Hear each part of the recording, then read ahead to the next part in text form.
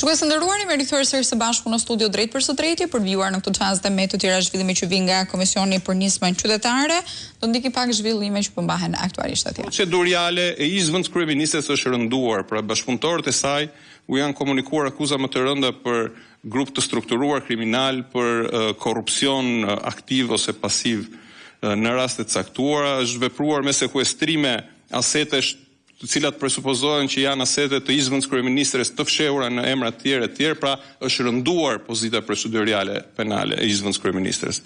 Dhe pavarësisht kësaj, juve ende sot që flasim nuk jeni drejtuar Kuvendit të Shqipërisë me një kërkesë tjetër për heqjen e imunitetit. Tani, si duhet interpretuar kjo nga ana jon? Do të thotë që sjellja e Kuvendit deri tani, pra kur herën e parë ju erdhët dhe tha jo, tha ne kemi 82 mandate, ne vlerësojmë kur hiqet imuniteti, nuk e vlerësoni juve. Është kjo sjellje refraktare e Kuvendit që ju step juve ti drejtoheni prap Kuvendit me një kërkesë tjetër për heqje imuniteti? Pra është kjo arsyeja apo ka arsye tjera procedurale lidhur me hetimin që duhet të jetë më i plot, prova tjera që duhet merren etj. Për të ditur dhe ne si Kuvendi i Shqipërisë që kemi nevojë ne ta modifikojmë sjelljen tonë?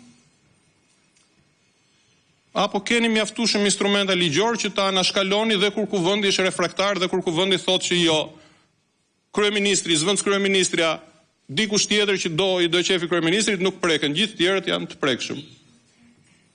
Atë e dim neve. Kështu që kjo ishte pyetja lidhur me këtë temë.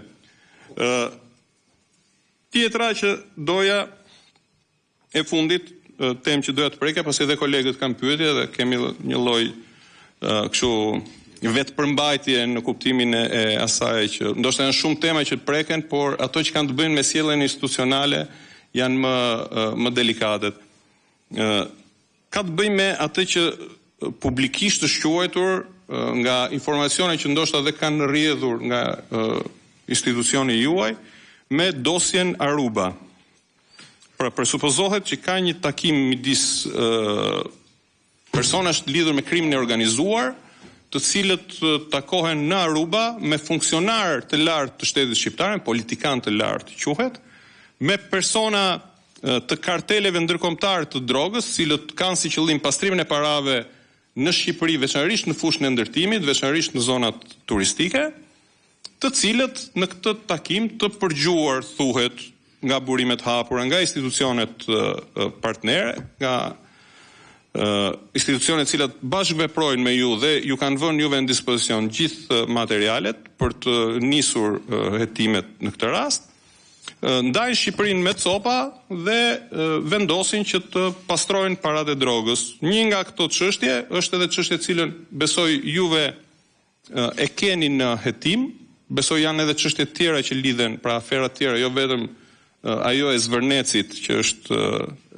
edhe më publike tani, por besoj dhe raste tjera janë në investigimin tuaj dhe besoj që publiku jo vetëm ka pritshmëri të madhe nga ana juaj që ta çmontoni gjithë të skem të cilën qoftë mendimin e institucioneve partnere, qoftë me hetimet tuaja me metoda speciale, dikur jam i bindur ka për të dalë në dritë, por mbi të gjitha ka një pritshmëri të madhe të di, kush janë këta politikanët shqiptar që kanë qenë në takimin e Arubës dhe kanë patur në xhep mandatin e kryeministrit për ta ndarë Shqipërinë në copa ku do pastroheshin paratë e krimit të organizuar. Tani çdo aspekt tjetër i kësaj dosje në një farë mënyrë ka rrjedhur ose është bërë sekret publik. Pra në çdo tavolinë në Tiranë, në çdo studio mediatike, në çdo emision të darkës, nëse nuk flitet për zgjedhjet brenda Partisë Demokratike, të jeni të sigurt që tema tjetër ka të bëjë me dosjen në Aruba, me kush ka qenë, kush s'ka qenë në spekulimet të kësaj natyre. Ju shqetëson juve ky fakt që ka rrjedhur kjo dosje dhe në momentin që ka rrjedhur, qoftë plot, qoftë pjesshme, a mendoni që keni një detyrim që t'i përgjigjeni pritshmërisë publike për të thënë të paktën kush kanë qenë këta politikanët që kanë qenë në këtë takim? S'po them të ngrini akuza penale, por minimalisht ti njoftoni shqiptarët që për të bërë plazh në janar në Aruba ka shkuar X politikan dhe Y politikan, i majt ose i djathtë, me ose pa mandatin e kryeministrit në xhep.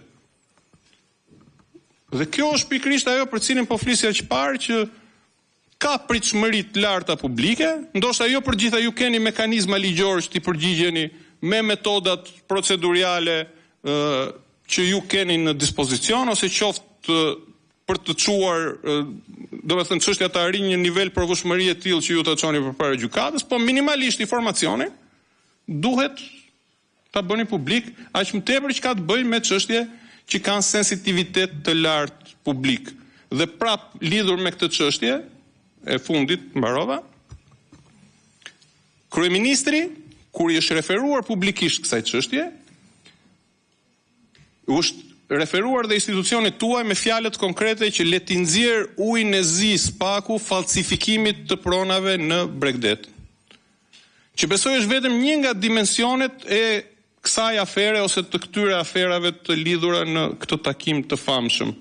Pra, praktikisht ju ka thënë që investigoni ju sa të doni, nxirrini ujin e zi, por vetëm falsifikimit të pronave në Bregdet. Pra, as kush ka shkuar nga qeveria, as çfarë ka premtuar dhe ka marrë përsipër qeveria, as kush janë ato offshore-et që flitet që janë përfituesit fundor dhe që flitet që përfituesit fundor mund të jenë zyrtar të lartë qeveritar.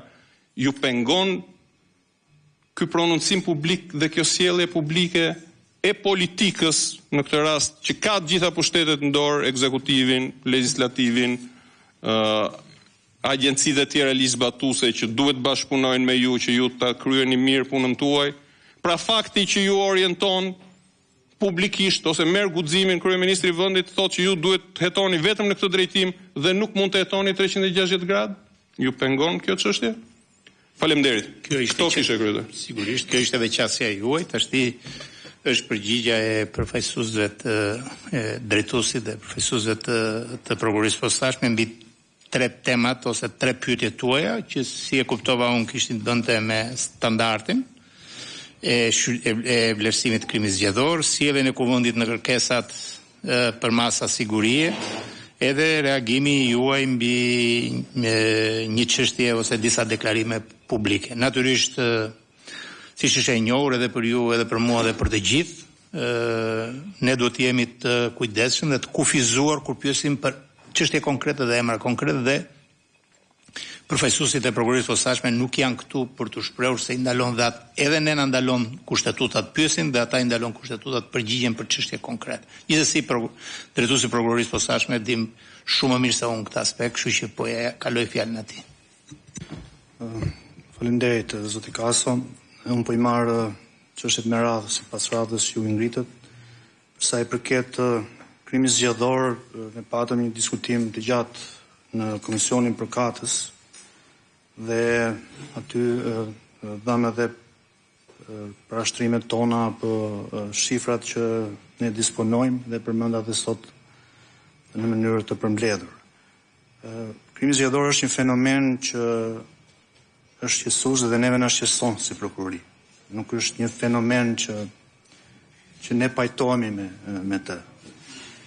Është një fenomen që nuk është krijuar brenda një viti apo brenda 2 vjetësh, ka një periudhë gjatë kohore. Ajo që duhet të kuptojmë që të vendosini dhe ju në rolin e jurist apo prokurorit që çështjet përfundojnë në akuza kur gjenden provat. Pa prova nuk mund të ngrihen as akuza dhe as mund të gohen çështjet. Unë nuk shoh një standard të dyfisht midis përfaqësuesve të njërës palë apo përfaqësuesve të palës tjetër. Pavarësisht se ju përmendët disa raste dhe nuk shoh lidhje këtyre rasteve me reagimin e SPAK-ut për çështje zgjedhore. Por mendoj që ky është një perceptim. Është dhe politik, mund të jetë dhe me gjerë, por nga ana jon e nuk nisemi me perceptime, nisemi nga atë që ka dosja. Dhe ju siguroj që nëse dosjet kanë provat e nevojshme, kushdo që të jetë, nëse cila anë të jetë, do mbaj përgjegjësi për atë veprim që ka kryer. Sa i përket temës së dytë që lidhet me një kërkesë që ne kemi paraqitur në parlament, Komisioni i Përkatës, prokuria ka qenë e qartë për kërkesat, ka qenë e qartë për atë që ka kërkuar, por unë sot nuk mund të vlerësoj apo të rivlerësoj qëndrimin e kuvendit me një kërkesë të caktuar. Nuk mund të them atej detaje konkrete, është një çështje konkrete. Mbas e moment të mëvonshëm prokuria do në vijim të hetimeve do ketë një vendimarrje përkatëse, por nuk mund të komentoj sot një çështje konkrete. Ajo që është e qartë është që prokuroria e ka pasqyruar në atë diskutimin me dyert të mbyllura se çfarë ka kërkuar dhe është e qartë dhe reagimi i prokurorisë pas vendimarrjes së kuvendit. Sa i përket me temës së tretë, në parë ne nuk e etiketojmë dosjet me emërtim apo në SPAK procedimit penal nga numër, datë dhe vit.